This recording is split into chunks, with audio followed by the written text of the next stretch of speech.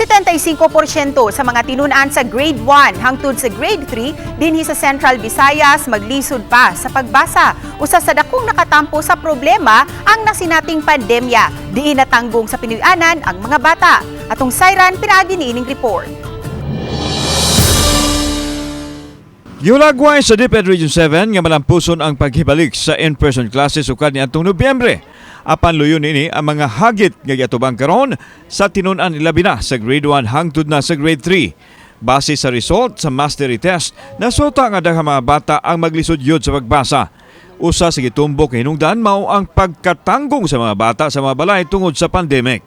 Nakabadayon man sa pagtuon apan wa matutuki personal sa mga magtutudlo sanglit modular man ang pamaagi sa mga tunghaan. Number 1 in our learning recovery plan is on reading because our learners, based on our data and our survey,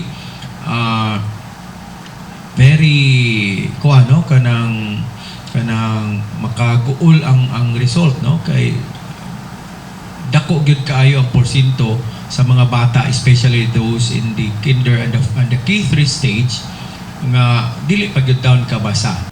Gipaningkamutan sa DepEd nga makaapas ang maong mga tinunan pinaagi sa paghimo og mga programa pagpalig-on sa ilang katakos pagkat-on sa pagbasa.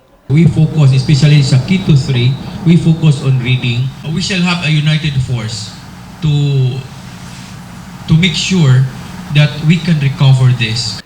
Sa pikas bahin, admitido ang DepEd nga apektado gihapon ang mga infrastruktura nga gigusbat sa Bagyong Odette. Apan padayon nga gitrabaho ang mukabat sa 803 ka mga tunghaan nga naguba sa Bagyo sa Central Visayas. Of the funding, or as mentioned by RD, has been downloaded to the division offices. So the funds will be given to the division offices for their procurement, especially for repair of classrooms. What the region is undertaking is about repair of the government building. Samtang bisan nahiagom og mga pagsulay ang DepEd karong tuiga apan malaumon kini nga makapadayon sa ilang mga programa sumaabot tuig 2023. We can start anew and move forward after what we already had experienced in the past years during the pandemic. Kauban si Clover Lumayag o Rod Prado. Ako si Alan Domingo. Balitag, Bisdak.